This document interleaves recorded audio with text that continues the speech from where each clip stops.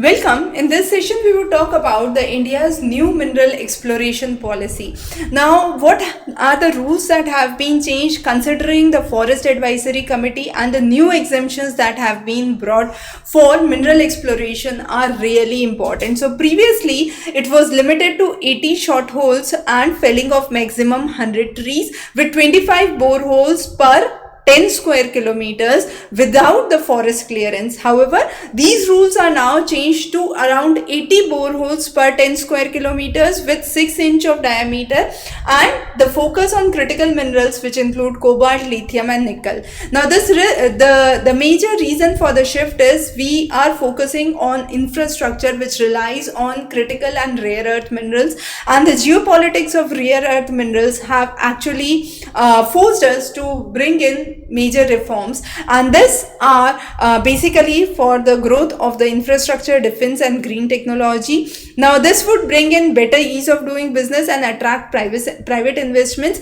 However, this has brought a huge conflict within the environment and the ecological perspective, because it would definitely have an impact onto the local phenomena, the local precipitation, the flora and the fauna. It would bring in a significant conflict with forest rights, the forest dependent communities, the tribals and the Adivasis who are dependent on the forest. And then there has been reclassification of the forest activity which has been done, which is again detrimental to the local people. So of course there have been environmentalists who are raising queries against the new policy, but the people who are in favor of the policy actually focus that this is the need of the hour for bringing in more technological development. Now, what are the proposed safeguards to avoid this whole conflict is to do cluster mining. Now, these cluster mining would minimize the footprints of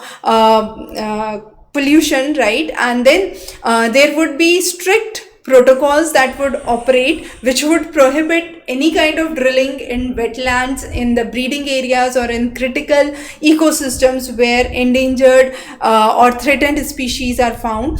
Now this would be a precursor to green technology. So there would be green techniques which would be introduced, which would be controlled landfills, bucket steering or conveyor systems which would be used, and then again better geophysical surveys, satellite imageries could be taken into account, which can work with more precision and minimum destruction of the local ecosystem. Now, India has been focused on critical minerals and mining of critical minerals. However, India does mine numerous critical minerals, but the later processes are not available, and for many of these processes the raw shipment goes to Japan where the further processing is done. So not just the critical minerals, but later processing again is very important, and the need is to create a regular supply chain of 30 critical minerals which include lithium, cobalt, nickel, copper, bismuth, silicon, tin, titanium as some of those. So India is focusing on better exploration.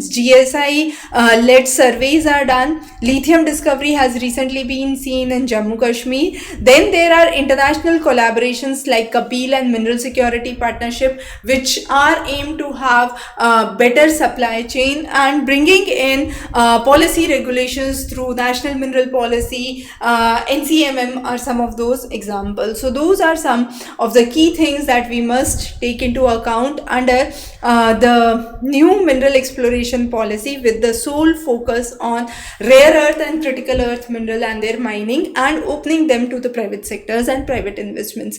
So those were some of the key things that we have discussed. Of course, we will be covering more important topics in current affairs. So stay tuned for your upcoming prelims examination. Wish you all the best. Study well. Thank you.